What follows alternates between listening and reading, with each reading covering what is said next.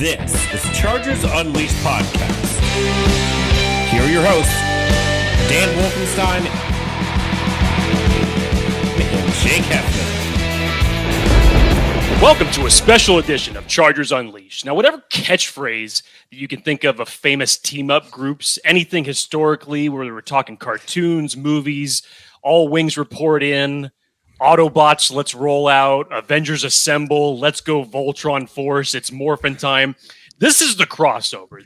These are essentially the Charger Jedi Council that you see before you. This is the Infinity Stones of the Chargers universe. Chargers Unleashed, Locked On Chargers, Guilty as Charged, The Director, and the Chargers Chat podcast, all represented here. Gentlemen, how are we doing? Man, Chargers Unleashed special episode. Stephen Haglund, the director, Kyle Duggin, Dan Wade, David Droegemeier, all guests on the show. Let's do a quick around the horn. Stephen, fellow LAFB friend and host of Guilty as Charged podcast. How you doing, my friend? I'm doing great. Happy to be here, talk some ball with the Jedi Council. I think that's what we should roll with, considering the Obi-Wan series and how that's kind of in vogue. I was just at Disneyland yesterday, so I'm rolling with that. So happy to be here. Let's go. Dan Wade, David Droegemeier from Locked On Chargers, friends of the show. Gentlemen, how are we? Well, been a lot of great references as far as team-ups. I thought we were just the 7 Golden Girls, but, the rest of them are pretty good, too. I'm happy to be here. Happy to bring David along with me. What's up, David?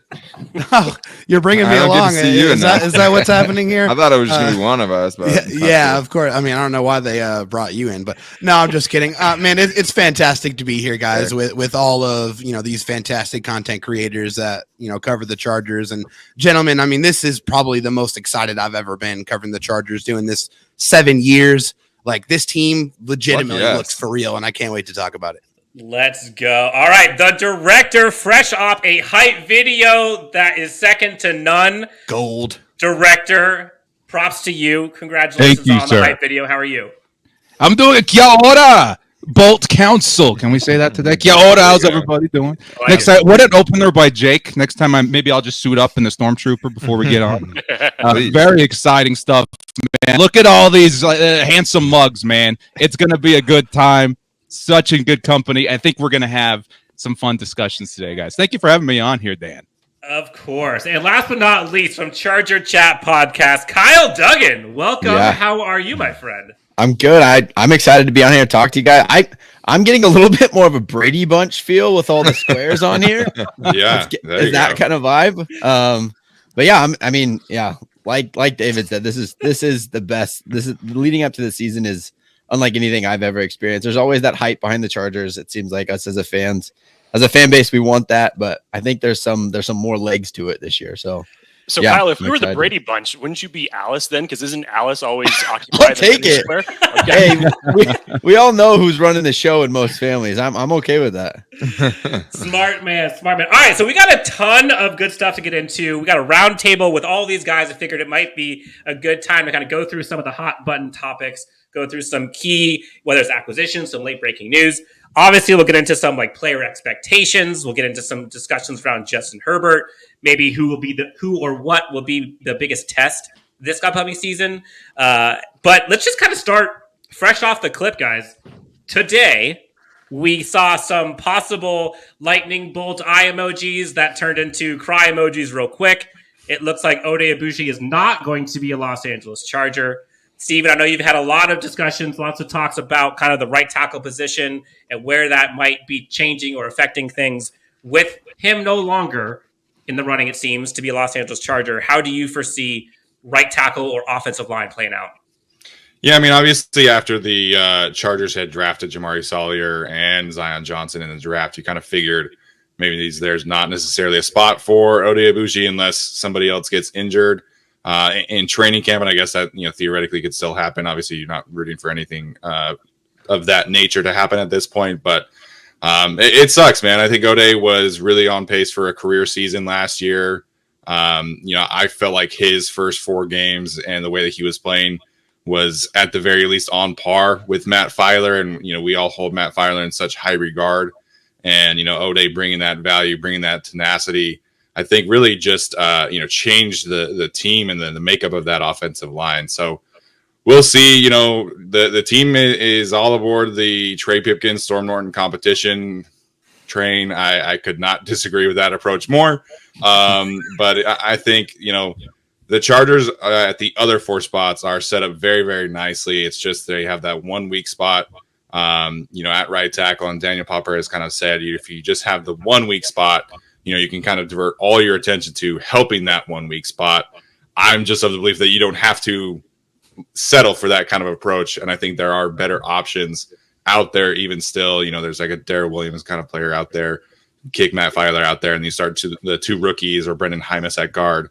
But we'll see. I think I'm kind of taking the wait and see approach at this point. But yeah, I think not having O'Day definitely hurts. Dan, if it was up to you, if you were Brandon Staley, who is our right tackle starting week 1? Matt Feiler. I mean, I think that if it was up to me, that's what it would be for sure. I get the continuity thing.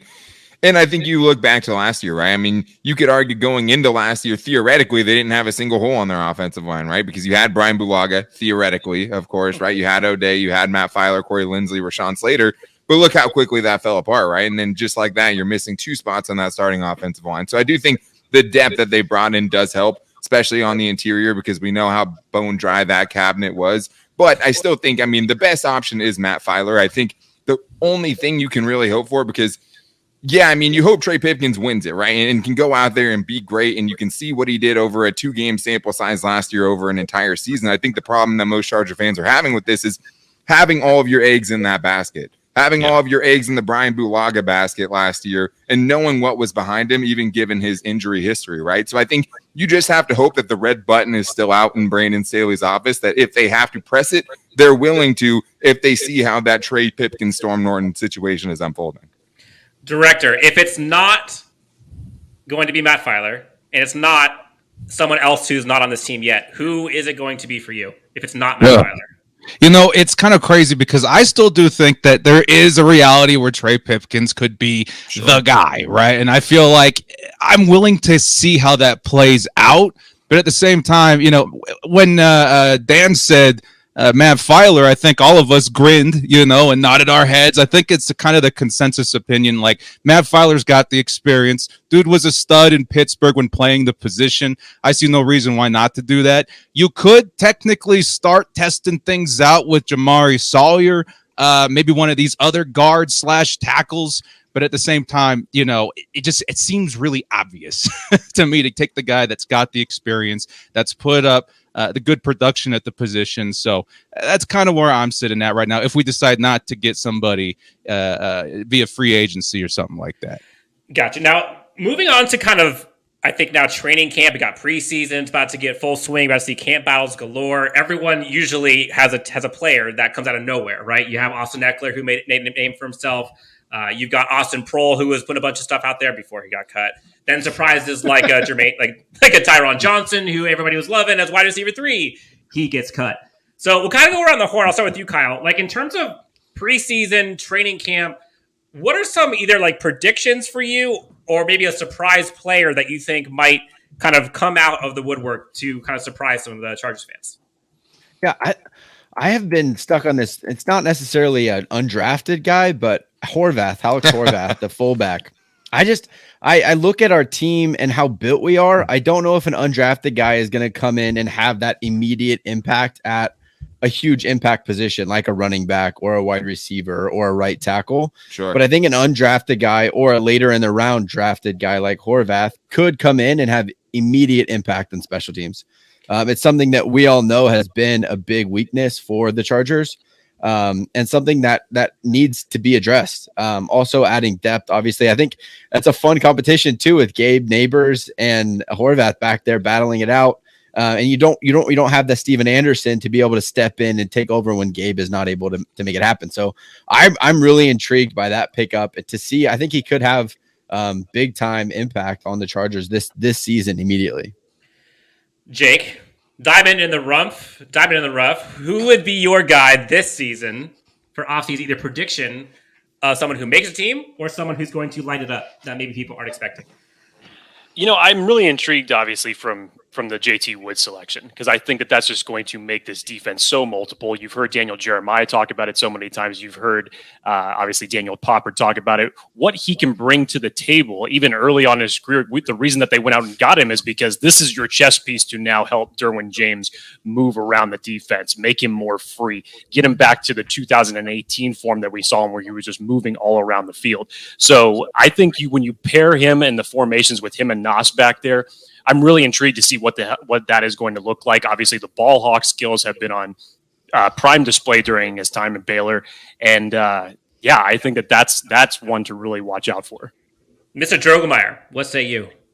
Yeah, I'm going to go with the offensive line just because we have a continued focus on improving the offensive line since Brandon Staley took over as head coach of the Chargers. I mean, they invested premium capital, not only draft capital, but also spent money in free agency to upgrade the offensive line. An offensive line that was one of the worst in the league for years, and it's just terrible. Now they have actually put premium resources into it. You see the difference. It's tangible. Now you can really look at this offensive line and see 4 out of the 5 guys that you're going to throw out there are average or above average players in this league. And not only that, but getting Jamari Sawyer in the 6th round, just absolutely incredible value. I mean, one of my favorite guys, a guy I thought was going to go in the 3rd or 4th round, the Chargers got in the 6th round, a guy I feel like if they ask him to, he can go in and play guard right now. I just love the value there. I mean, just the continued effort on improving the offensive line. It's just absolutely beautiful music to my ears. And Steven, avoiding a Senio Kelemete situation too, right? I mean, I think that's the one thing we can all agree on. I mean, Sawyer, high miss, both clap. As long as it stops Senio Kelemete from coming on the field. Steven Haglund about to have an aneurysm. Just I know. I see that. People have often talked about like Trent Scott and like all this all like worst offensive lineman they've ever seen. I have never, ever seen a worse offensive line performance than Senio Kelemete last year against the Broncos. He shall now be known as he who shall not be named. There it is. He who shall not be coming back. Period. Did he take the throne from Travis Benjamin? Who? Fair enough. I mean, that's like years versus one game, but it's close. Which is pretty close. Steven, sorry, let's flip it a little bit. So if there is one guy who you think is on the hot seat, who you could see actually missing the cut, that might be an unexpected cut this training camp or before we get to the 53, who would be your guy? Unexpected cut. You know, like Kyle, I think that most of the roster spots I feel like are kind of spoken for at this point. In terms of an unexpected cut, like I think Alohi Gilman could have a really tough time making this roster. Great call. You know, Jake mentioned JT Woods. You know, if you would have asked me somebody who I think could kind of come in and light it up at training camp, I probably would have said Mark Webb. Mm-hmm. And he's somebody who lit up training camp last year, and obviously he's recovering from knee surgery right now. But if he becomes healthy and he's rolling in training camp, then really where are you finding a spot for Alohi Gilman? Because you have 6 corners, you have, you know, the other 3 safeties. So if you're choosing between Mark Webb and Alohi Gilman, I think you probably have to choose Mark Webb if he's healthy. So I think a lot of people would be kind of surprised at them cutting a recent draft pick like Alohi. So I think he would be my choice there. I've got an interesting one if I can. Yes. Slip in. If I can, I saw you raise the hand. He just asked you who you wanted, and you talked about the offensive line. Talk about your surprise cut. Yes, thank you. I'll make it brief, okay? I'm happy to be the one to hold you accountable. Jerry Tillery is the surprise cut here. I think he's definitely at the missing end. the cut entirely. Yeah, not on the roster. Yeah. I think he has a very, very serious chance of getting cut this offseason because they now have legitimate competition at the same position that he is going to play. Morgan Fox is brought in to do the role that Jerry Tillery has been doing for this Chargers defense the last couple of seasons. It's not going to just be handed to him. He's not going to be a guy that's just going to be sitting out of preseason games anymore. He's going to have to absolutely earn his spot, and I think there's a legitimate chance that he could not make it. Now, you bring up an interesting point about Alohi Gilman, Steve, and you think about it, like he arguably is the least athletic safety on this team, which he actually was pretty reliable last year when he was brought out there. But looking at Mark Webb now, JT Wood, I mean, there's a Nazir Adderley, there's a bunch of dudes that when you're looking for athletes, you know, the RAS score everybody talks about, like, I think he's the worst of them. Director, surprise cut. It can't be Jerry Tillery. It can't be Alohi Gilman. Man, you guys throwing me in the tough spot yet again. I don't like talking about cutting people. I don't like cutting my Chargers. But at the same time, I was going to bring up Jerry Tillery as well. I think a lot of people feel that he's got some sort of immunity because of the first-round pick status. I don't know, man. I saw so many situations last season where I'm like, keeping him in there is probably hurting this team more than it's helping at this point. I understand there's some flashes in the, pass rush and stuff like that, but a big part of why the run defense was so bad was Jerry Tillery. If I had to choose another guy, I think, again, another recent draft pick of the Chargers, Joshua Kelly, might not make the cut with the Chargers either, just because, again, there's so many guys in there. It's going to be a very stiff competition. I'm pretty high on Isaiah Spiller. I think the Chargers put a lot of resources into the power run this season, and I think that is going to catapult Spiller. I think a lot of people saw this coming into the RB2 role pretty early, and I think he's going to be utilized a lot more than we think, too. So that might shove a guy like Joshua Kelly, out of the Chargers' plans in 2022. Okay, so let's kind of transition then. It's a good transition here. Player position group expectations. We kind of talked a little bit about the safeties, so we don't have to worry about them. Let's talk about the interior defensive line for a sec. Everybody talked about ad nauseum, like how bad the Chargers defense was, especially on third down, especially against the run, especially up the middle. And the Chargers went out and put a ton of resources into that. From an expectation perspective, like what do you see as maybe the major differences that we'll see, like with the eye test, this year's interior defensive line versus last year? Kyle, I'll start with you. Yeah, I just think right off the bat, when I look at the type of player they're bringing in, right, you're getting rid of a Linval Joseph, which is just a giant body. House. Right, you're no longer just, I'm going nose guard. You just have to stand here and not lose ground. These guys are athletic types, right? They're guys that can play that 1.5 gap, 2 gap scheme that Coach Staley wants to run. And so that's what I'm most excited to see, is guys in there that can do what he needs. I think the deficiencies that we had on defense, as much as we as fans like to think that we know, Coach Staley knew just as well the deficiencies that he had, and it had to affect his ability to call plays. He has plays that he's like, oh, this would be a great in this situation right here, but I can't trust this guy to do it, so I'm going to have to make this call. I know as a coordinator in the past, you got a guy hurt, everything changes in play calling. So I'm excited to see how that evolves in our new interior defensive line that I think is just more athletic and more able to do the scheme that he wants to run. Jake, of all of the interior defensive line guys that either came onto this team in free agency or maybe a guy who's already been on the team, who is one guy who you think is going to make the biggest difference at the interior defensive line position this season compared to what we had last season? I mean, it's hard to ignore Sebastian Joseph-Day, obviously, just with his notoriety becoming the new eyeball emoji police for the Chargers that we all love to see.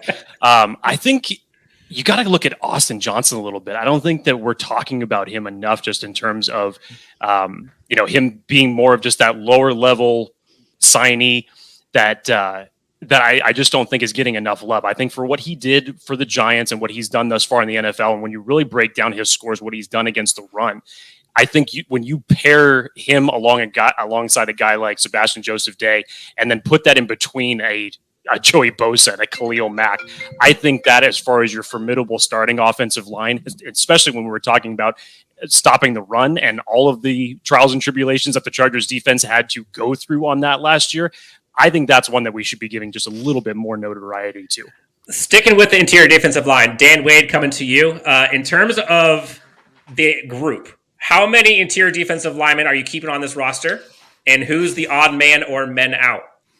It's a great question, Dan, just because I think if you had gone to me with where the surprise cut's going to be from, like I would have said probably interior defensive line or linebacker, just because the sheer amount of dudes that you have at those positions now. I mean, and either guys who were brought in this year or played for you last season and, played on the defense last year. So last year was 5, right? It's hard to get down to 5 with this current roster. Yeah, if you think Jerry Tillery is going to be gone, I mean, that money's already paid, and just Tom Telesco financially, I don't think he's going to do it.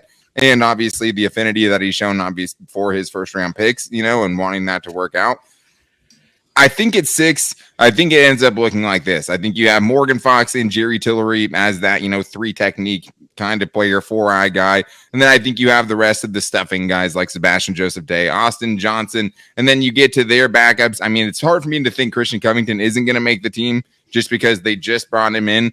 But that leaves a lot of guys, right? That leaves a lot of guys that played last year and are really on the roster bubble, like a Braden Fehoko, right? And Joe Gaziano, guys that actually played meaningful snaps for you last season. And in Fehoko's, case, as all of us know, played really well and actually deserved to have probably a bigger role than he had last season. So I think it ends up being 6. I've definitely missed someone in there, but I think it'll be 1 more than last year just because of the sheer amount of guys. I don't think Tillery's getting cut. I think by, process of just looking at it that way, I think it's going to end up being 6 dudes.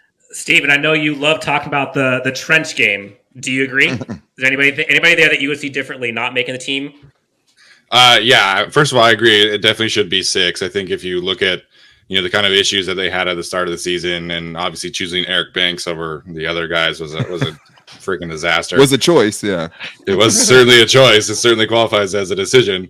But I think they learned from their mistake throughout the season. And part of that, of course, was, Justin Jones getting injured and then Braden Fehoko taking advantage of his opportunity to the point where, he was considered essential on the roster. So I think you keep 6. Of course, Tito Obonia would have to make the roster. Forgot Tito.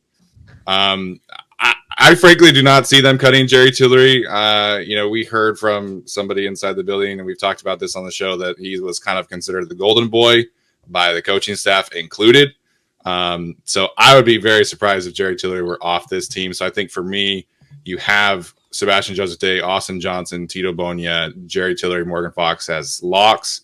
And then you're going to let, Christian Covington and Braden Fehoko kind of duke it out in training camp. And my choice would be Fehoko, who in the last 10 games of the season was the number 1 defensive tackle in run stop percentage, as opposed to Christian Covington, who was like 78th. So that would be my choice, but I would expect them to choose Christian Covington just because of that veteran leadership and the way that Brandon Staley talked about him last year. Director, question for you. So last year, Justin Jones, although the thing for him is he never was able to stay healthy throughout the entire year, but Justin Jones was pretty darn good for the Chargers when out there. Where would you put, and I think it's interesting to have perspective, where would you put Justin Jones stack ranked with the guys that we currently have at interior defensive linemen? If you had all of them on your squad, would Justin Jones be IDL 3, 2? That is so tough because the guys that we've brought in, man, those are some quality. These are hand-picked, selected Avengers by Brandon Staley, Tom Telesco. Because what I think one of the biggest things that was an issue with the Chargers last season was maybe a lack of versatility. I'm not quite sure how versatile Justin Jones is, but you need guys that can play across the entire defensive line. Because, as much as we all pretend to understand what Brandon Staley's doing on defense, we have no idea because the dude is just so tricky in the way that he likes to implement that scheme. So for Justin Jones, it really depends on how much he can move around. I think that can be said about a lot of guys behind, those starting 3 or 4 dudes that we talked about, because it's going to be very demanding of these players in playing the interior defensive line, because you need to have that flexibility in order to fit what Brandon Staley wants to do, which is, again, I think a big reason why the Chargers struggled so much last season in defending the run. Now, Jake, I'm going to come to you, and then David, you're right on deck. Let's switch position a little bit. Wide receiver. I think this is a hot button topic for probably every Chargers fan. Lots of folks thought they're going to go wide receiver in the draft. Maybe they're going to go get one in free agency. They kept Mike Williams. They kept their guys. They like who they have. Josh Palmer up and coming. They got Jalen Guyton. They got Mike Williams. They got Keenan Allen. Jake, what do you kind of make of that decision to kind of stick with what we have along with DeAndre Carter? But basically, I like us. Did you agree with it? Do you see that being an issue going forward? I mean, it's still kind of, I've come to peace with it, let's just say a little bit more. I still think that when you see what the scope of the AFC West is turning into and just the train wreck of a division that it's going to be for anybody to get a handle on this division, it's all about weapons. You can't just have 1 or 2 guys anymore. And we cannot forget, I still would kind of lump in a little bit of Jared Everett into this because I definitely think that he's going to be a viable weapon for this offense this year. But I think it's a great vote of confidence from the coaching staff to Josh Palmer, to Jalen Guyton. You bring in DeAndre Carter. Is he going to be used a little bit more than just a returner? Are you going to be able to add him and implement him into this offense? But I'm interested to see definitely the next step that Joshua Palmer is going to go on. Your speed guy still is Jalen Guyton. Is he going to be able to be a little bit more productive the way he was when he had Tyron Johnson opposite him and they were both going down the field? Got to fix a little bit of the drops, though, of course, in that circumstance. But Yeah, I was still a little bit mixed on it. I would have thought that they would have been getting a little bit more firepower, whether it was through free agency or the draft, to kind of match a little bit of what the other AFC teams were doing. But it's going to be a different offensive type plan. Hopefully we'll implement certain players in better ways to get them more in tune and be able to unleash them in different ways. David, I'll go to you with this one then. Keenan Allen talked about it at his recent press conference about the issues that he has specifically, but I think you could talk about it with most of the receivers when it comes to drops last year. And it was like uncharacteristic at horrible time. And I'll include Jared Cook in that as well. So from your perspective, how do you see the team maybe improving on the drop situation? And then how do you kind of see the wide receiver room shaking out? Like, who's going to be wide receiver 3? Who's the guy who takes the top off the field? What are they going to look like this year? Yeah, I mean, I think you have to expect that the drops are going to regress to the mean, right? I mean, I think even Keenan Allen was the one saying, hey, you got to turn the jugs machine up, right? Well, I mean, hey, everyone's going to have to do 10 that. drops. And, yeah, the 10 drops. That's very, very uncharacteristic of him, but that's what we saw from him last year. So, I mean, you know, as a 10-year pro, I'm sure, you know, you expect him to go back to work to correct that issue. But as far as, you know, I think you're going to be able to see a little bit more explosive plays this year because you're going to have a better running game. You're going to have, you know, a great offensive lines. You're going to have time. But most importantly, I think another reason why those drops are going to regress is because this is another year in the offense. This is a second year in the offense, not only for the players, but, you know, for Justin Herbert, the quarterback too. So he's not going to have to be, you know, learning on the fly. He already has command of the offense now. Now they can try to expand this going to football 202, as Joe Lombardi put it, which, you know, I think you're going to see some more aggressive downfield shots with this offense. As far as the wide receiver room is concerned, I think what you see is what you're going to get out there. I don't think they're going to make any more additions. I think it is what it is. Joe Lombardi's all about tools in the toolbox, right? You know, he wants to have different receivers that can do different things. And Keenan Allen is your possession receiver. Yeah, I agree. I agree. But Keenan Allen's your possession receiver. Is a first down monster. Mike Williams is your downfield guy who's always, you know, in position to make a play for you. I mean, you have different receivers that do different things. I think I just want to see some growth from Jalen Guyton. If he's going to be the speed guy, we need to see him take that next step in the offense. I mean, he showed flashes towards the end of the year, expanding his route tree and being more of a complete receiver. But I think if he wants to really take that spot and be that speed guy for the Chargers moving forward, he needs to show that he can progress as a wide receiver in this offense. D-Wade, okay, you talked about a tool missing. What is the tool missing for this wide receiving core? And you played football for a bit. How do they solve the drop issues? I mean, solving the drop issues, I think David had the right point and the wrong landing, because I do think that being in year 2 of the offense in Joe Lombardi's offense is going to have a lot better ball placement, hopefully, for Justin Herbert, right? And having those routes and things like that much more in sync, so they're getting the ball in better places. I mean, some of it is a touch thing with Justin Herbert as well, right? I mean, 5-yard passes that are going 100 miles an hour, I think that probably gets a little better. The touch probably gets a little bit better. No excuses. It hits your hands. I mean, I'm blaming you as the guy who hit it up in the air for an interception, but I think all of those things can be true to lead to a much smaller number there. I think the receiver room, though, I don't see how it changes much, right? I mean, you're just more focusing on the guys that you have getting much better, as opposed to bringing in guys to, you know, help that room. Because I talked about tools that are missing. I mean, the 2 biggest tools are the yak threat, the guy who's going to be able to make people miss, take a short pass and be able to take it 60 yards of the house, which doesn't exist very often. And the guy that has that true blazing speed. I know, you know, Jalen Guyton, high 4.3s, that's nice and everything, but I think we can all see a difference between guys like that and some of the guys who are doing that around the league. And there's not very many of them, right? And a lot of the guys you take that run a 4.2 don't end up panning out. The Tyreek Hills are very, very hard to find. So I think that they're just hoping for a lot of growth in the group that they have, because if you're talking about how this receiver room plays out, I mean, is it any different than it was last season? I mean, we still have to see what the Deandre, you know, Carter part of it's going to be, how much they want to use him as that kind of a weapon. But you have wide receiver 1, Keenan Allen, 2 is Mike Williams, I guess flip-flop in, you know, Joe Lombardi's offense, depending on how you're looking at it. But Josh Palmer, I think we all agree, is probably wide receiver 3. I mean, and probably has a more expanded role than he did last year. The deep threat's Jalen Guyton, and the wild card is DeAndre Carter. I don't see any other real way for it playing out in that room. It is interesting. And the one, not necessarily a pushback, but the one question I would ask is, and maybe Kyle, maybe you can answer this. DeAndre Carter, like how much do we actually see him involved in the offense specifically? Obviously, he's there as a returner, but like he does have the speed, he does have the yak ability when seen in DC. But like, do you expect that this season on offense? No, I don't think so. I think it's going to be used similar to what we saw last year with our return man. It's going to be every once in a while Lombardi throws in like a reverse or a fly sweep. And they want to get a guy with open field vision that can try to make a play. That's all I see it as. I don't think he's a legitimate wide receiver option unless guys start to go down. I don't think he's going to replace the 4 that Dan already mentioned that are ahead of him. Okay.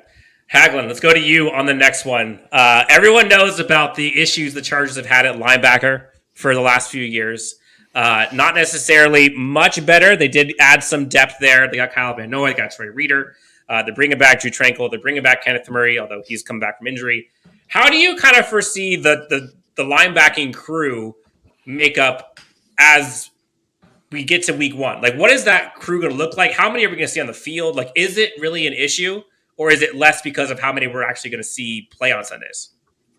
I think it's certainly an issue. Excuse me. I think if you're talking about, just the modern day NFL, you're missing like a true linebacker one. And I thought Kaiser White was becoming that kind of player last year. And, I hate to bring up, sore subjects again, but, considering the contract he got, I kind of expected that, the Chargers would be able to match that kind of contract. And they could have. They could have. So you bring in Troy Reader, who I think is fine. To me, he's kind of like your insurance plan for Kenneth Murray missing games. Maybe Nick Niemann, Eamon Ogbongbemiga don't, take that step forward in their personal development. So I feel fine about the depth, and I feel fine about like their starters. I just don't feel like they have like a true number 1 lead linebacker, if that makes sense. So I like Drew Tranquil a lot. I think he's a really solid player, and I think he probably is the best linebacker on the team.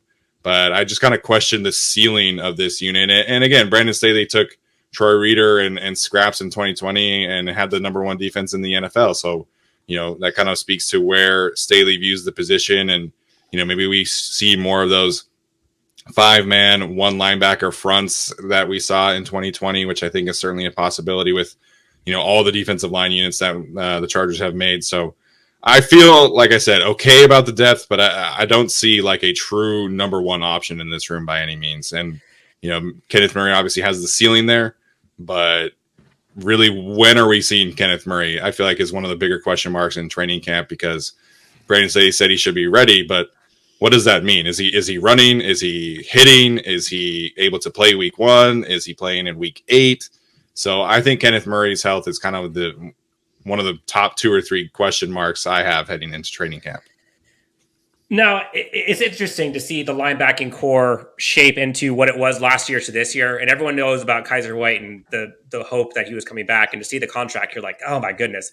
I do think you're right, though, Stephen. And having the particular formation on the field, I don't think there's going to be many times they're going to see more than 2 linebackers on the field for this team. No. Just because they have other guys, other positions that are better than those linebackers, that are more athletic. So I think it's going to be you hear a lot of coaches talk about like strength and a strength and hide a weakness. Like, I think that's kind of what I see Brandon Staley doing with the linebacking core.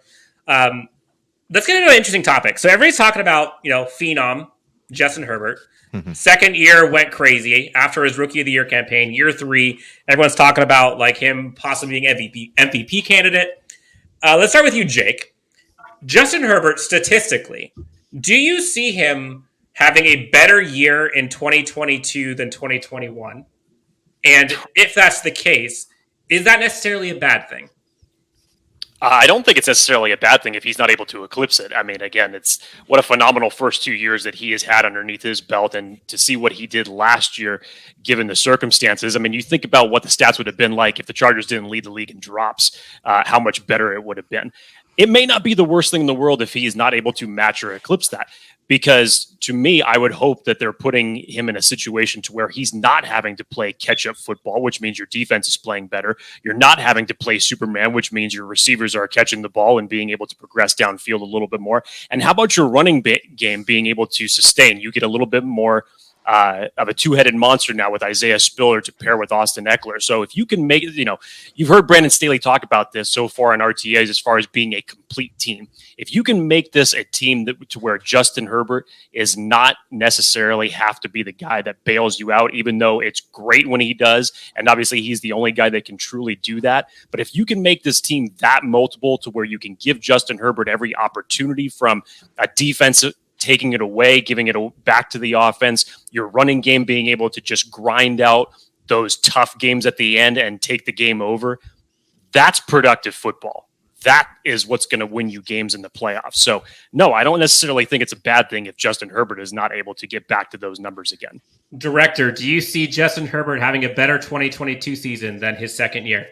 It's so tricky, man, because it's technically yes and no. Just given the situation, you would hope, like Jake said, that he's not going to have to play so much catch-up football. But there's a couple of things that come to mind when I'm thinking, what could we see from Justin Herbert statistically in 2022? The first thing is that defense. Of course, he's going to get more opportunities to have the ball in his possession, which could indicate maybe a slight boost in stats. Outside of that, I think the Chargers, again, are going to help themselves out in terms of generating more turnovers. I think the guys that we brought in, J.C. Jackson, Khalil Mack, these guys are going to help get the football back sporadically for the Chargers, which, again, provides more opportunity. However, on the other hand, too, you would hope that the defense would help Justin Herbert manage the game a little easier. And we're talking time of possession. You're not going to have to go out there and score with only 2 minutes on the clock as often. If you can take control of the clock a little bit more with that boosted power run, maybe that gives you a better shot at coming away with more wins. But a big thing that I do think a lot about in terms of Justin Herbert next year is the division, man. I mean, of course, we're all hoping that the defense can hold their own and they are a top 10 defense in the league next season. But my goodness, man, we're talking about a Raiders with Devontae Adams. We're talking about the Chiefs as always. We're talking about a Broncos team with Russell Wilson. That may keep the Chargers in tighter games than we like to see throughout the season. So, I mean, maybe a lot of those factors even each other out and equal to a better statistic year next season. But we're all kind of hoping he doesn't have to do that. So let's hope for the best, prepare for the worst. David, let's go to you. So question for Justin Herbert then. All the statistics. You got passing yards, touchdowns, rushing yards, whatever it is. What do you see as the biggest difference statistically you'll see this year versus last? Like, what statistic do you think is going to have the biggest change year over year? Yeah, I mean, I think it's just going to be overall efficiency this year. I think just with more command of the offense, I think his pass percentage is going to be higher. I think it's going to be, it could be north of 70%. I think I can realistically see that with more command of the offense and more chemistry with his offensive weapons, more time, hopefully, in front of him with that offensive line, less interceptions and a higher completion percentage, I think is what I see translating in year 2 of an offense for the first time for Justin Herbert since high school. Kyle, for Justin Herbert to have an MVP season, what is the biggest difference we to see from him year 3 versus year 2? We got to get in the playoffs and make a run. That's how you win an MVP. Like clearly Justin Herbert he's landed. He's here. He's in the NFL. He's one of the top 5 quarterbacks in the NFL. His stats were there last year with the guys that were in the race for the MVP, but we weren't in the playoffs. For us to be in the playoffs, it's going to require Justin to have a great year. And for us to win in the playoffs, that's going to solidify his name as one of the best quarterbacks in the NFL. So I think we get in the playoffs, we win a couple games. Absolutely. He's going to be one of the top 5 guys. And to the previous question of him having a recession, I don't know why there is all that. Like it seems constant with Justin Herbert. We can't allow the man just to be a great quarterback. Like just everyone just, it's okay. He's really good at quarterback. Coming into last year was sophomore slump. He's going to have a sophomore slump. There's no way he can repeat. He repeats plus some. Now you have a guy in another year of the offense, and we act as guys. None of us want to lead and to start running. Like, that's what we all say, like, oh, we're going to run the ball more. None of us want that. We know as Charger fans, having covered this team for however many years, you start to let up, teams are going to come back. I don't think that Brandon Staley has any ounce of let's run the ball to run the clock out in him. I think we're going for on 4th down. We're going to take the ball away, and we're going to throw for 5,000 plus yards. That's what I anticipate. I love it. Let's go aggression. Yeah. All right. So, Director, you talked about some of the new names, right? We got Khalil Mack, we got J.C. Jackson, we got Sebastian Joseph-Day, Gerald Everett. Let's go into kind of like difference makers this season. So last year we had a crop of them, and we didn't make the playoffs. This year, rule for this one, we're going to go around the horn, all of you guys. You're not allowed to repeat. So we'll start with the director, and then we'll just go clockwise throughout. Who is going to be the biggest difference maker, or a big difference maker in this team, in this scheme, this year versus last? Oh, I'll take the easy one. I'll take the best one. I'll take the obvious one. It's gonna be Khalil Mack, man. That's the obvious one. That's got to be at least to me, man. It's got to be Khalil Mack in terms of bringing something new, something fresh. Pressure is the key to everything. You must get to the quarterback in the AFC West. This was one of the most, I'm sure that they had plans for it ahead of time, but one of the most perfect counters to the Denver Broncos picking up a Russell Wilson, to the Raiders loading up on offense. You have got to get to the quarterback. I often talk about the butterfly effect in terms of defense. When you bring somebody in like that, is going to affect every level of that defense, of which they bolstered every level in some way as well. So I think Joey Bosa might be in for a career season this year. His best season came from one of Melvin Ingram's best seasons, I do believe. I think 10.5 sacks, Melvin Ingram, and then 12.5, Joey Bosa. You bring in a guy like Khalil Mack, who knows what could happen, man. That is going to be a very big part of the Chargers' success this year. I think Joey Bosa sees a career year, and I think it's probably one of the best moves they could have possibly made this offseason. Khalil Mack. Jake, Khalil Mack is off the board. Next up, most impactful player on this team. Let's just not say Justin Herbert. We all know Justin Herbert's going to win. Wait, Justin Herbert's an option? What? I thought we were just talking about the new players. Yeah, I thought that too. We are. We'll talk about new players. Go ahead. We are. Okay. So I'll probably go with the second most obvious one, and that's J.C. Jackson. But to the director's point, everything gets better when you're able to rush the quarterback. I think having Khalil Mack on this team is the obvious choice at number one, because that's going to just improve your secondary that much more in terms of how much time you actually have to cover some of these receivers. But J.C. Jackson coming in is reshaping the defensive secondary, in my opinion. And you see the emphasis that Brandon Staley has put into adding pieces into this secondary, given everything that took place last year. But J.C. Jackson coming in with 25 interceptions over the last 4 seasons is no joke. And hopefully he's going to be able to add a lot more takeaways to this secondary and make them more aggressive. Now you got 2 big-bodied cornerbacks to pair with J.C. Jackson and Michael Davis on the outside. So hopefully he's going to be able to make a huge impact for this secondary. Steven, I wanted to ask you about this. In terms of the Khalil Mack question, how do you see Khalil Mack kind of impacting the edge position for this team? Because we see Joey Bosa, like he's always been double, triple teamed. Now with Khalil Mack, it'd be hard to do that, especially now with Sebastian Joseph-Day as well. Like tactically, I know you're a big trench guy. Like how do you see him kind of freeing up the defense? I mean, it's going to create an endless opportunity of one-on-one matchups across the board for me. I think so much of game planning for your offensive line is about reputation and about who you think is truly your number one option here. And so I think you could really make an argument that Khalil Mack and Joey Bosa are on equal playing fields right now at this point of their careers. Crazy. And you can't double team both of them on every single play. You might be able to do, chip both or things like that. But the more help that you divert to those 2 players, the less options that you have in other places. And that was a huge problem for the Chargers last year. And to the director's point, Chargers were 27th in the league in total pressures last year.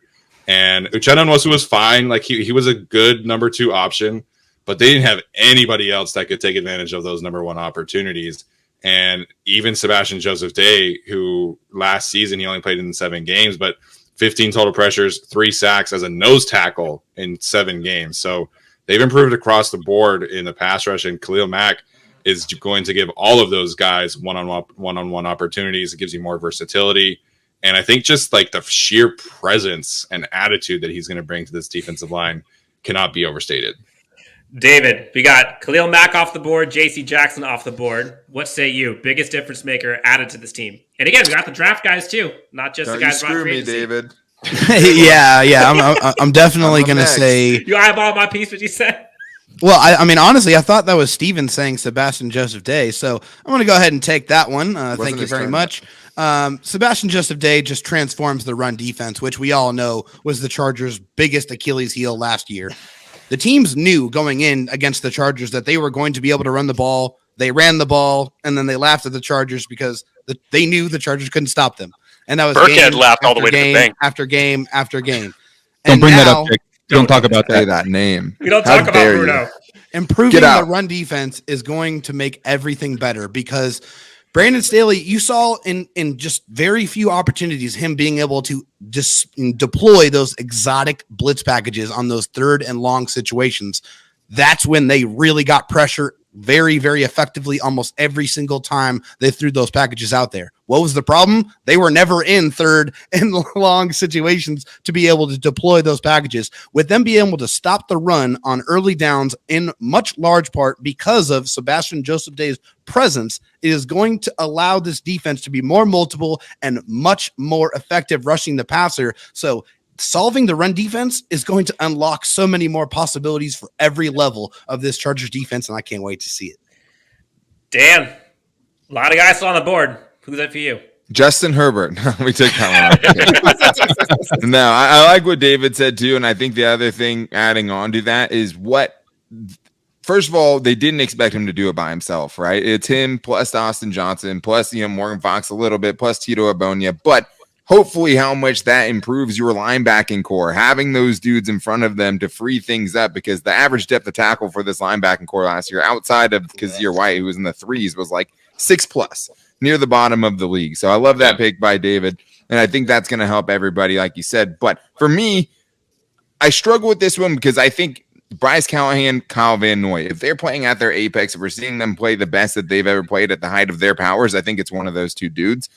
I'm going to go with Gerald Everett, though, because to me, he just seems like a guy that, like, I keep waiting for him to break out, right? When it was with the Rams, he thought it was going to happen, and then Tyler Higbee shows up, and, Sean McVay doesn't want to play him anymore. And then he goes to Seattle, has a career year with Geno Smith, throwing him the ball for too many games, more than he should have. And I think for me, just what you're getting as opposed to what you got from Jared Cook. Totally different players. You argue Jared Cook's the better red zone threat. I mean, I would grant you that. But when you're looking at everything else Gerald Everett brings, because we talked about the receivers and what they're missing, right? Like Gerald Everett to me is probably the Chargers' second best yak threat on their team right now. If we're not including Austin Ekeler, it's probably Austin Ekeler, Deandre Carter, and then Gerald Everett right there. And it's probably Donald Parham after him, right? And that's two of your tight ends right out of the top 4 in your team and only one wide receiver based on what I've seen from them. And I think that's something that's going to help this Chargers offense a lot, especially the way that they tried to use Jared Cook a lot of times last season where he had these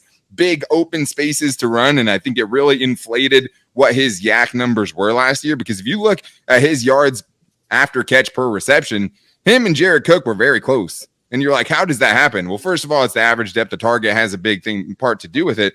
But the other part of it is Joe Lombardi was getting Jared Cook into good situations, right? And he was doing what he could with them. Gerald Everett's going to take that to another level with his level of, athleticism and all those things. I just think he's going to do a lot more with those targets than Jared Cook was able to do last year. And I think when you're just looking at what they gain as opposed to having Jared Cook, that's why he ends up at the number 4 spot on my list.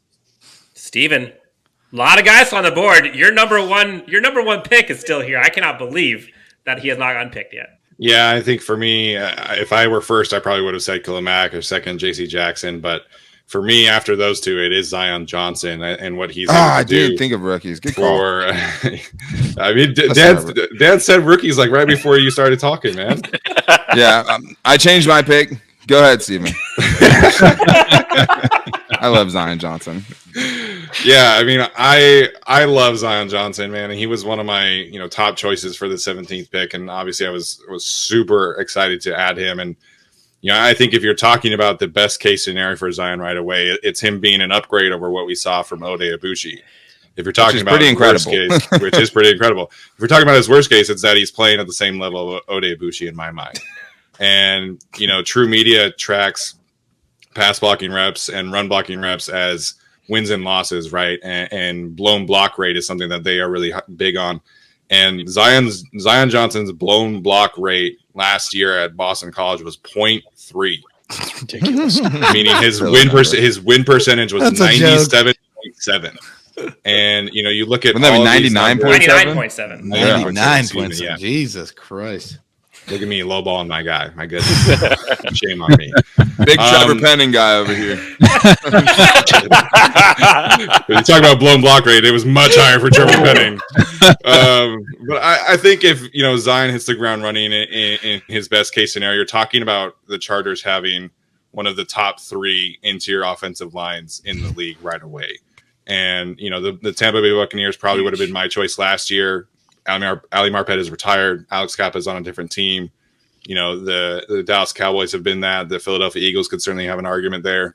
But if Zion hits the ground running, then I think with Corey Linsley, an all-pro center, Matt Feiler, an above-average, solid starting caliber player, and Zion Johnson, you could be looking at a top 3, 4, 5 interior offensive line in the league. And I think that kind of impact is huge for this offense. All right, Kyle. I love having the resident offensive lineman in terms of, pumping up the Chargers O-line, because let's be honest, we don't know what we're talking about when it comes to O-line. I love having the hype guy for Zion Johnson. Super hyped to see what he can do. I just like thinking about Steven like a couple years ago, just like pulling his hair out, and he's watching Dan Feeney, and he's watching Forrest Lamp, and he's watching these guys in there just like going absolutely nuts, and like his face would look just like it does right now. 100%. Like I just like it makes me think back to those times and how far it's come. Right. My absolute worst film watching experience was the Patriots game from 2020, and not because like the score was bad, right? Because when you're watching the All-22, you don't even see the score. You mean Kenneth Murray's best game as a pro? That game? That game, yeah. But like in terms of offensive line, like the Patriots were rushing 3 on like half of their pass rush reps and just destroying Forrest Lamp, Dan Feeney, Sam Tevy, all those guys. So yes, been a long time coming for this unit. We would have never been the Guilty as Charged podcast. It would have been Fix This Damn O-Line podcast. We all could have been special guests on that one. There we go. All right, Kyle, you're up. Who's the next one? Thanks for letting me go last with all the. Hey, I still gotta go behind you. I gotta go behind you. I put myself last. Oh, got it. Okay. Well, yeah. I mean, all of those are great points. I love the Gerald Everett pick. To be honest, I think that he's gonna have a huge breakout year. I think he's a fantasy tight end sleeper for a lot of people. 100%. This is a guy. This is kind of a homer pick. Somebody I played high school football with. There you go. Kyle Van So. I just think that the ability that we're going to have with having a guy like him, a veteran. You played football with Kyle Van Noy? Yeah, in high school I played. That's sick, dude. Robert McQueen High School. Yeah, he was all-state wide receiver and outside linebacker. That's so cool. You should have done a better job of helping him out on his recruitment, man. He went to the worst school possible in college. I know. That I think there was some more influence there for him. But yeah. I think what he's going to do, the Chargers, we've always had decent ones, right? But it's when you get somebody hurt. We always have some kind of injuries. Every NFL team has injuries. And then when you go to that number 2, number 3, it starts to get a little bit worrisome. And now with the Kyle Van Noy, you seal a lot of different holes with one guy. He can play at that middle linebacker spot because he's done it before in his career. He can play on that outside as an edge rusher.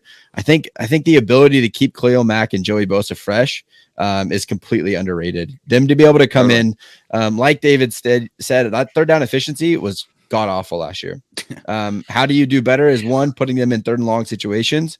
But then when you get into third and long, you have that NASCAR package where you bring those guys on the field and get after the quarterback. Can you imagine a Joey Bosa and a 3 or a 4-eye with Khalil Mack on the same side, and then you put Kyle Van Noy on the other side? I think Kyle's and Derwin James. Oh my God! I think Kyle Van Noy's instincts are what make him different. He finds a way to get to the ball. He's a little unorthodox. It doesn't look like everyone all the time, but he's just always around the ball. He's finding a way to make tackles. So I think Kyle is going to do a lot to open up Khalil Mack. I think he's that little extra piece to have Khalil and Joey have gigantic years. We've had a ton of guys talked about. I do think that there's one now. Obviously, he's not going to be as impactful as a JC Jackson would be in the secondary.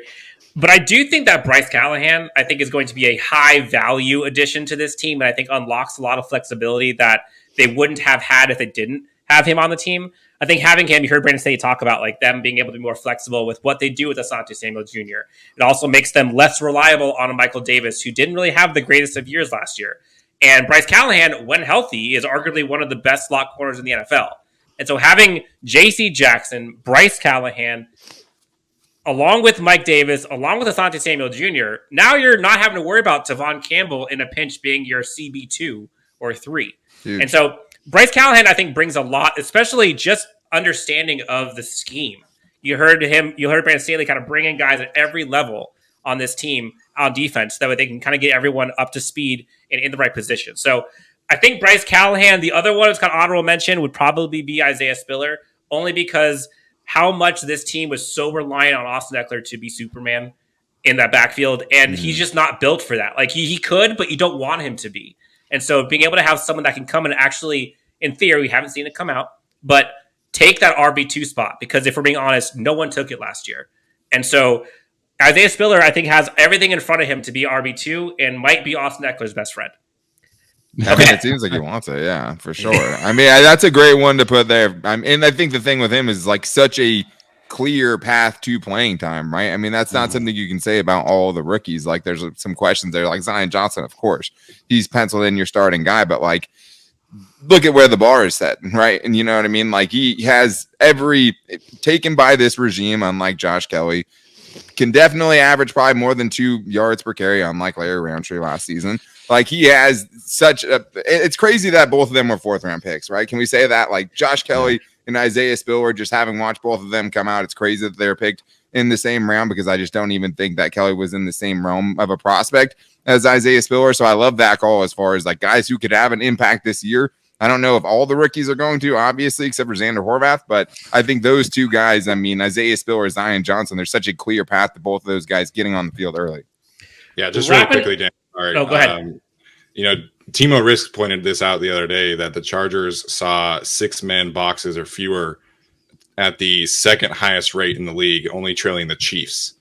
So Larry Roundtree, Joshua Kelly had a big time opportunity. Justin Jackson did as well to take advantage of light boxes, and they never were able to do that. So Isaiah Spiller can come in right away and just be a hyper efficient complementary back. And I think we're talking about a ton of value to this team. Maybe he's not challenging for Offensive Rookie of the Year, but if he can just be what he was in college and take advantage of those opportunities, we're talking about him kind of walking his way to like 600 yards rushing, 6 touchdowns, and I think we feel pretty good about that. And Director, look who he gets to run behind too, man. Yeah, he's running behind Zion Johnson. He's running behind Corey Linsley, right? Remember what's his name from the Packers, AJ Dillon behind Corey Linsley. How many 1-yard touchdowns would we see with that pairing in Green Bay? I think we're going to see that, yeah, with Isaiah Spiller. He's walking into a great situation. Yes, I was going to say a 6-man box with this offensive line, especially interior with Isaiah Spiller. Like it kind of seems like a cheat code when you have Justin Herbert who can throw out, or you can just hand it off inside. Now, in theory, that should be able to work. Dan, I raised my hand. Yes, you did. I think the one thing I want to kind of point out through this whole situation, Ryan, we're talking about all the additions and things like that, David. No, just kidding. But I think the one thing that doesn't get talked about enough, right, is this team adding closers on both sides of the ball, right? Getting guys who can finish games for you, getting a JC Jackson who can get that last interception. Because let's be honest, guys, the Buffalo Bills had the #1 defense in the entire NFL last season. How did their season end up? Giving up, 40 points to Kansas City in the playoffs. Like, those games are going to happen. Get yourself more guys who can end it on one play. Khalil Mack can end it on one play. JC Jackson can end it on one play. Derwin James can. Joey Bosa can. You just doubled your amount of closers on the defensive side, right? Heartbreak kid JT Woods can too. Yeah, for sure. And then offensively, it's like, what have the Chargers really never been able to do? Like, you had the last year game in Washington, right? How good did that feel? I mean, it was a lot of 3rd down conversions by Justin Herbert. So good. But getting positive yardage when the other team knows you're going to run the football. Like, getting Isaiah Spiller helps that. Getting Jamari Sawyer eventually helps that. Getting a guy like Zion Johnson helps that. Being so strong on the interior offensive line helps all of those things. So for me, that's one of the biggest takeaways I've had from this team and their acquisitions, is just getting closers, getting guys who at the end of game can make a play to win you the game, because that's been such a struggle for however long. We've got closers all over the board here on this episode. We've got Locked On Chargers. We've got The Director. We've got Guilty as Charged. We've got Charger Chat Podcast and Chargers Unleashed. All right, so guys, last question before I get you out of here. This is a fun one. We talk about this team, but the schedule they have ahead of them is brutal. Like, they have the second half of the stretch against some of those teams are tough. They're in the AFC West. I think they have a lot of things to prove. They have a lot of opportunities as well. In terms of just sheer tests that they have to kind of go through, hurdles they have to jump over this year, what do you see as the biggest test for this Chargers team this year? Jake, I'll start with you, then go to the director. I mean, the divisional games obviously jump out as number one. In this particular division, you have to win your divisional game. So optimistically, if you can come out of there 4-2 above 500, that would be ideal that you'd want to see. Who knows what the records of the other teams are going to look like at that point. But that last 6-game stretch of the season, and this is true for I think all the rest of the AFC West as far as the last 6 games of their respective seasons, it's just a bull rush to see what they're going to have to go through at that time of the year in those crucial games when it really means something, because we saw what the Chargers did late last year to essentially lose their way out of the playoffs. You're going to need to close out big time when it comes to those final 6 weeks. Director, whether it's a team, whether it's a player, whether it's a moment, biggest test for the Chargers the 2022 season. I think there's going to be 2 things for me. One, I want them to get off to a hot start. Take advantage of that softer opening of the season schedule, right? Go on a run if you have to. I understand it's going to be a little bit difficult because of all the new moving pieces and stuff like that. But if they can prove it early, I think they're off to a great start. Secondly, man, and this is a big one for me, I want to sweep the Chiefs. I think that is one of the biggest things that you can do if you're the Chargers right now, ushering in a new era. Step aside, ugly stepchild. It is the Chargers' time to shine, because again, it just feels like every once in a while you see a dynasty or something like that in terms of teams like the Chiefs. And then out of nowhere comes the new kid on the block. It just feels like we are just around the corner from something special, and sweeping the Chiefs would make a statement that the AFC West, as tough as it is, belongs to the Chargers. Imagine going week 1 beating the Raiders, week 2 beating the Chiefs. Like, Chargers fandom would be absolute euphoria if they can go into week 3 2-0. Kyle, what about you? Biggest test for the Chargers this year? Yeah, for me, I just think of our deficiencies, right? And last year, our running game being so poor, I thought of getting to the playoffs, and what the one team I did not want to face was the Derrick Henry-led Tennessee Titans. That game I have circled. I just think that that's going to be, it's towards the end of the season. It's really a proving point to everyone who is the only thing they've talked about this whole offseason is how poor our run defense was. It's a real opportunity. Yeah, and the Colts as well. Yeah, both of those teams right there at the end of the season. It's just a real opportunity to prove that this Brandon Staley defense has evolved. We've got the pieces that we need. We have the defense to be able to make a deep run in the playoffs, and I think we will need that confidence boost going into the postseason, which we'll be in this year. David Droegemeier, biggest test for the Chargers 2022. Yeah, I mean, first let me say I think that the Chargers right now, the way they're constructed, I think that they can go in and match up with any team that they play on this schedule. I truly believe that they can beat any single team that is on the schedule, and they can beat them the way that they need to be played. I think that they're very, very multiple. Obviously, we know that that's not going to happen, but I think that last 6-game stretch is absolutely brutal. It's going to be where they test their mettle and really show what type of team they're going to be. But I mean, it's winning the AFC West, guys. I mean, the Chargers haven't done it in a decade. Like, that's the challenge. Like, you have to supersede the Chiefs. You have to beat them. You have to win the division, go into the playoffs, and ignore the noise and go out there and handle your business. I think the Chargers have done everything that they possibly could without actually getting a right tackle to put themselves in position to really be extremely competitive next season. So I want them to block out the noise and go take care of their business. Mr. Wade, biggest test for this Chargers team. So many things. I mean, I think you don't even have to say AFC West, right? You could just say AFC. The AFC is bonkers. Because you don't get any teams to beat up on inside your division like Ryan Tannehill, right? And Matt Ryan do with the Jaguars and the Texans. I mean, wouldn't that be nice? Yeah, exactly. There's no easy game inside your division.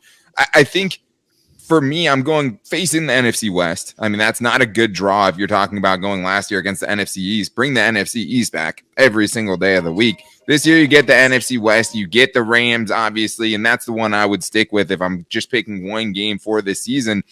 The battle for LA, overblown, all those things. I don't really care about that. The bigger thing is you're playing the Super Bowl champion. as you're heading into a playoff run, hopefully, right? And I just think that's going to be such a good barometer for Brandon Staley, right? Going up, I mean, he's from the Linda Staley tree, so he's not from the Sean McVay coaching tree, but him getting to go up against the guy who gave him that big shot as a defensive coordinator, getting to test your interior offensive line against the likes of Aaron Donald, and just facing a team like that who just did it all, right? You get the perfect barometer as you head down the stretch. Hey, you want to be a Super Bowl team, go beat the Super Bowl champions, right? And I think that would be such a big statement, but I think it's going to be an incredibly tough test as well. Mr. Haglund. Yes, similar vein. I'm going with the 49ers game. I think you could make a legitimate argument that the Niners have been the best team in the trenches over the last 3 or 4 years under Kyle Shanahan. And, you know, if the Chargers are legitimately better in the trenches, like Brandon Staley has said that is his mission. And I think he's put his money where his mouth is, along with Tom Telesco. But that is the ultimate measuring stick. You get to go up against Nick Bosa, Eric Armstead, all those guys, Trent Williams, and everybody else on the offensive line. George Kittle, of course, a beast, Kyle Juszczyk. So, you know, of course, you're talking about individual matchups. You could mention Derrick Henry, Jonathan Taylor. Nobody runs the ball better than the San Francisco 49ers, in my opinion. And you can talk about that being kind of the ultimate measuring stick for this team. Of course, you could talk about all the other AFC West teams, but in terms of an individual opponent, I think the Niners for me are kind of like the scariest trench matchup. And so, of course, I'm the trench guy, so that has to be my choice. On brand. On brand. Gentlemen, we have made it through a mega podcast crossover. Locked On Chargers, Guilty as Charged, Charger Chat podcast. The director himself, of course, Chargers Unleashed. Gentlemen, this has been so much fun. All right, let's get into some fun stuff for Hot Sack Rapid Fire.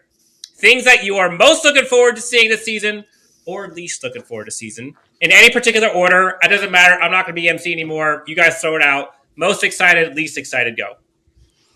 Joey Bosa and Khalil Mack teaming up together. They're going to unleash it. I think they're both going to have career years. I think Joey Bosa is going to have 15-plus sacks, and I think Khalil Mack could be up there with him, too. I think it's going to be absolute mayhem, and pick your poison. Have fun blocking those two dudes. Be a hot take flamethrower on my show, okay? 30-plus sacks between the two, okay. Save some of those hot takes, buddy.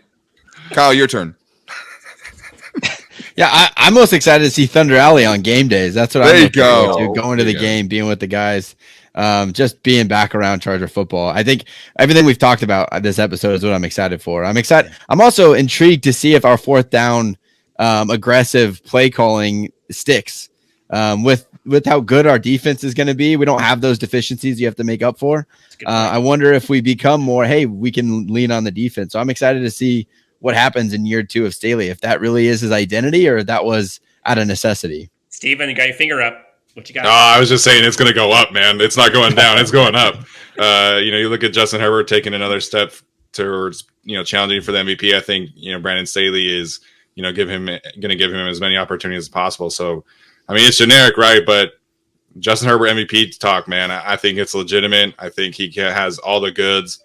And I think when you're talking about these quarterbacks, right, like we're in this kind of era of like you have a bucket getter or you have like a game manager. Sure. And I think Justin Herbert, it really is like the perfect combination of both of those worlds. So, I think for me, Justin Herbert MVP talk, I start that train right now. And, I can't wait to see it unfold. And I'll double down on that and talk about just the fact that the QB wins not being a thing after this season because Justin Herbert's going to smash all of those things this season. That's what I'm most looking forward to because I think with like Kyle had said, right, like the biggest thing as far as stats, like I think the interceptions and things like that will go down. I think the gross numbers might go down a little bit too, just because of a more efficient, more well-rounded offense. But the biggest thing we don't talk about as far as the stats that win you an MVP is your win-loss record. You're not winning it at 9-8. You're just not. In the last 10 years, I think the worst quarterback to win it was the Matt Ryan 28-3 year, and I think they were 11-5 on the Falcons that year with Kyle Shanahan running the show offensively for them. So I'm very much looking forward to Justin Herbert's MVP season. I think the team around him is going to help him, even if he doesn't get those raw numbers. And I'm excited to, drink the tears of everyone that's crying about Brandon Staley going for it on fourth down. Are there any of us against it? Are any of us the ones after the game being like, what were you doing? No, I think more. I'm the one wearing the shirt that says Fourth and Staley on it. 100%, but don't forget where we came from, guys. Like, how many times did you scream at the TV when it's Mike McCoy or Anthony Lynn? Like, Malibu Mike doing? I mean, Justin Herbert's first game, 4th and 1 in overtime against the Chiefs. And you punt it back to Patrick Mahomes just for him to end your game because you're putting your defense back out there again. So I'm so excited to see Brandon Staley prove a lot of doubters wrong. Justin Herbert proved that QB wins. If you want to count him as a stat, you can do it this year because Justin Herbert's going to have plenty of them in my mind, and he's going to have a lot of quality wins on that resume. Jake T. Hefner, we have things you can talk about most excited or least excited about. I'm usually the optimist. You're usually the pessimist. I'm curious to see where you go with this. I'll start off with what I'm least excited. There we go. I didn't know that was an option. I didn't know this was a thing. We got an interesting dynamic here then. Haglund, you'll probably appreciate this. When we get around to the time of final cuts in August, and we have to talk about again which roster spots are Easton Stick and Gabe Neighbors taking from other players on these final rosters. Maybe that's the thing I'm least excited to hear. But most excited, I would probably say just the defense as a whole. You know, we looked at a year ago what Brandon Staley did to the offense, the offensive line, transforming that essentially in 1 year and how much it improved. And then look at what he does with all this cap room. Him and Tom Telesco go out and virtually transform this entire defense. Night and day, what is it going to look like with all of these new faces and new places on this defense? I'm very excited about it. The director, Mr. Batman himself, what are you most or least excited about? Let's be real. We know you're going to go with most excited. Go ahead. I'm very predictable. I'm sorry. You can read me like a book. You know, I'd be lying if I said I'm not most excited to see Justin Herbert. I think we all feel that way. I'm so freaking excited to see Khalil Mack and Joey Bosa paired up together. But one, maybe that wasn't mentioned, that I'm so stoked to see in person is Derwin James with this defense, man. You talk about the quarterback of the defense, Derwin James. This new look on on defense is going to be tricky, right? We got a lot of new faces, a lot of new personnel. We already know the scheme is pretty complicated. Luckily, Derwin is a very strong leader, right? And he's going to play a huge part in getting everybody ready to adapt to what's about to happen. So I'm very excited to see what his leadership skills, what his talents as an individual player are meshing with the rest of these additions, dude. Derwin James, like David said, Derwin James coming off the edge with Joey Bosa, Khalil Mack, you know, he's so malleable and so flexible that honestly watching him on defense could almost be as exciting as watching a skill position player in offense, because you just really never know what he's up to, where he's lining up, and what kind of impact he could have on any given play. So Derwin James, man, number 3, I'm pulling for that dude. Number 3. I wish you would have stuck at 33 though, man. How many of us have a 33? How many of us have a 33 jersey? 1, 2, 3, 4. How many of us have a 3? I don't know. Okay, there you go. I think Too big to wear a it's 3 the gripe jersey. of the big man, right? Because none of us want to wear a single jersey. It doesn't hide enough. Just cover up one of the 3s. You'll be fine. Derwin James going downhill is like watching the Animal Planet. It's my favorite thing in football. Watching that dude decide to go and get somewhere and then actually be able to open field tackle. It's a work of art. I mean, chef's kiss on that one for sure. I forget what game it was, but that play last year or 2 years ago with him coming off the edge and just obliterating the quarterback in like 3 seconds. I forget. What about Teddy Bridgewater last year? I mean, that was. It looked illegal. Literally took him out of the game. Not even like illegal on the football field. Like that just looked like assault. Like that's assault. Just mugged him. Yeah. Gentlemen, it has been a pleasure to have all of you guys. It has been so much fun. You guys did an excellent job. Let's go around the horn with what you guys are working on, where folks can find you. Director, we'll start with you. What are you working on recently? Where can folks find you? Anything you want to tell the good people? Well, right now I'm working on putting my feet up and enjoying the hype video that we just put out, man. Tons and tons of hours put into that hype video. Thank you, everybody. That was awesome, man. Super worth it, man. I'm very happy with how it came out, and it's been awesome to see the hype starting to build, even with kickoff being so far away. So that's what we're working on, just continuing to build the hype. I think if you guys are looking for something more specific, we are returning to what we call Sim Sundays really soon, where the magic and 100% accuracy of Madden simulation can be found on Sundays, as we discuss, kind of get a sneak peek of what this new roster could look like. So, and where can folks find you? Just look up the Director Chargers on YouTube, and it should be pretty easy from there. Yeah. Search it anywhere. You've coined the Director, which says enough about you. We'll take it. Kyle. What's that? I said you've coined the Director. Oh, there you which go. Which is Okay, pretty cool, yeah. important. So, It's like I think- Madonna, dude. He's just Yeah. the director. Yeah. Like it I was like totally. calling you Prince. Nobody knows his name. It's just So I the had to director. stop going. My username on the Xbox is the director, and I had to stop going online about a year ago because the moment they saw my name go up, I had like You're 6 offline. many requests. Come play Madden. Let's go smack some Apex Oh, Legends. no. There Play you go. offline. The director. Kyle Duggin, what are you and the fellas up to at Charger Chat Podcast? Where can folks find you? Yeah, we're just keep on keeping on. That's just what Charger fans do. So you can find us YouTube, Charger Chat Podcast. We're on Spotify, iTunes, all those platforms to get your podcasts. On Twitter, I am Bolt Chat Coach, and then we also have the Charger Chat Podcast Twitter. So you can find us all over the place. Can I just say, hang on, can I just say really quick, your guys' latest episode and talking about the fan Dutch questions, the Dutch ovens was The classic.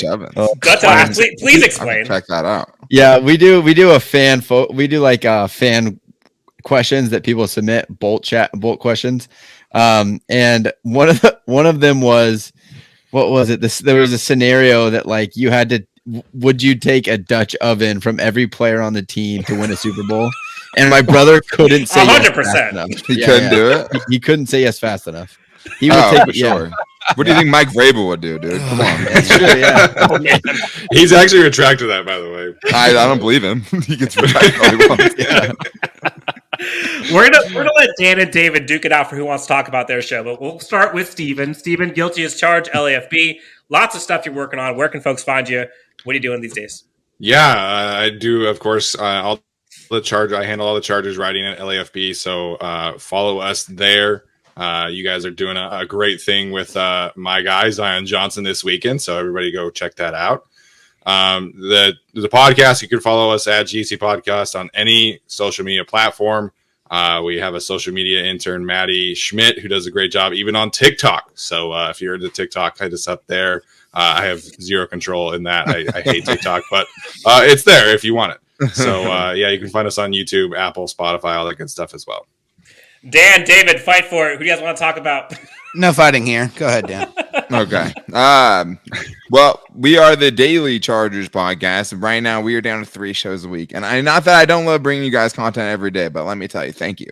Thank you for that. But you can find us at Locked On LAC just for 1 month. For 4 weeks, I get a little bit of a relief there. But you can find us at Locked On LAC on Twitter. You can find David Droegemeier on Twitter at DroTalkSC. You can find me on Twitter at Dan Talk Sports. We are also on YouTube. You can find the Locked On Chargers YouTube channel. Just hit 3K subscribers. Thank you to everyone who helped us do that. But Thank you. You can also find us on Instagram at Locked On Chargers, something I also barely run as far as social media. Steven's trying to leave us all behind, all the old men trying to get on TikTok first. That's fine.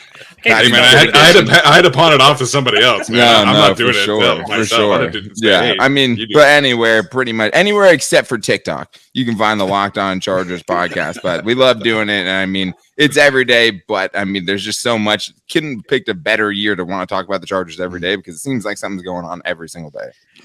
Jake, I will let you take us home. What are we doing? Well, What are we right doing? now, It's just a after question, hearing Wade talk about that a lot, I would seriously consider getting Wade on the payroll to talk about our ad reads because you know how much I struggle with them, and it just goes seamlessly for Wade to hearing that stuff. So that was beautiful.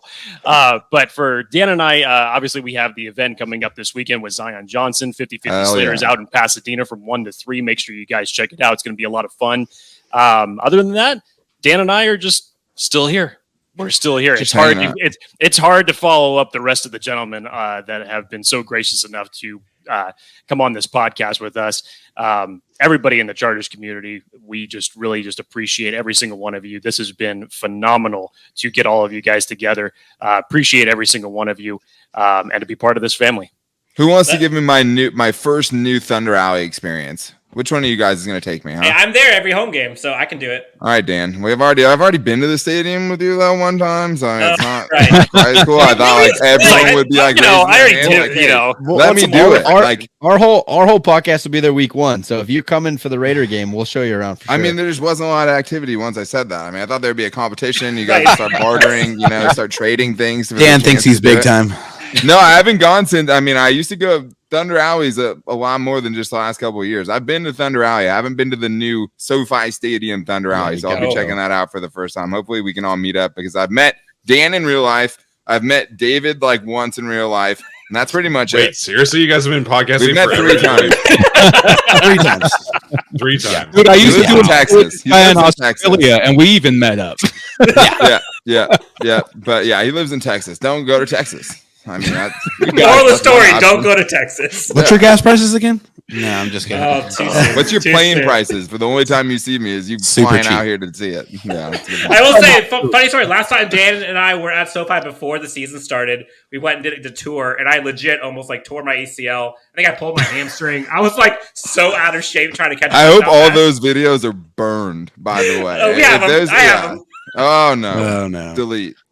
Break your Yeah, I'm phone. pretty sure that was the worst 40 time run. All right, the director: Kyle Duggan, David Droegemeier, Daniel Wade, Stephen Haglund, Jake Hefner, myself, Dan Wolkenstein. Guys, thank you so much for tuning in to this episode. We've had so much fun. Gentlemen, thank you guys, and we'll talk to you next time on Chargers Unleashed.